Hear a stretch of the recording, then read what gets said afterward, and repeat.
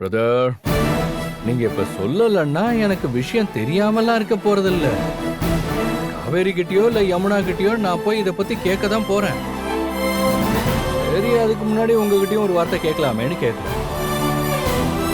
சொல்லு. நானும் உங்ககிட்ட சொல்லக்கூடாதுன்னு நினைக்கலங்க. நான் போலீஸ் கிட்ட சொன்ன மாதிரி யமுனாவோட வெல்விஷரா தான் நான் ஹெல்ப் பண்ணிட்டு இருந்தேன்.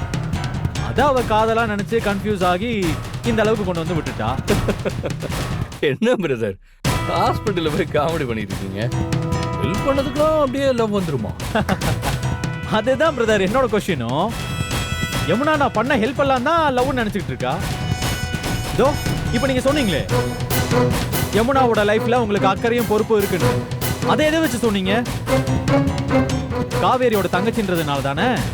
அதான் சொன்னீங்களே மச்சி நிச்சி. ஆஃப்டர் ஆல் காவேரிய கான்ட்ராக்ட் மேரேஜ் பண்ணிக்கிட்ட உங்களுக்கே அவ்வளவு மச்சனிச்சி பொறுப்பு இருக்குன்னா, அப்ப எனக்கு யமுனா மேல அக்கறையும் பொறுப்பு இருக்கிறதுல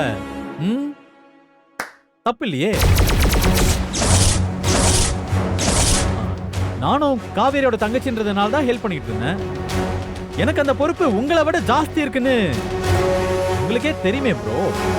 மச்சி நிச்சிக்காக.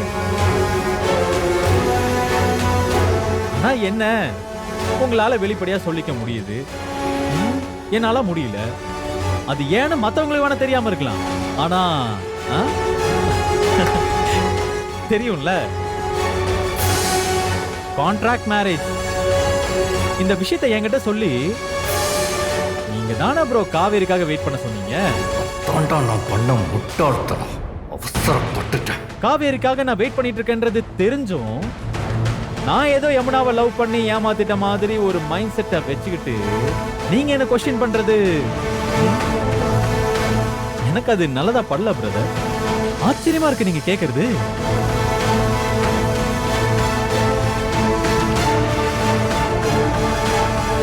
யமுனா இப்ப வரைக்கும் என்கிட்ட கேட்டுக்கிட்ட ஒரே விஷயம், எதுக்காக ஃபால்ஸ் ஹோப் கொடுத்தீங்க.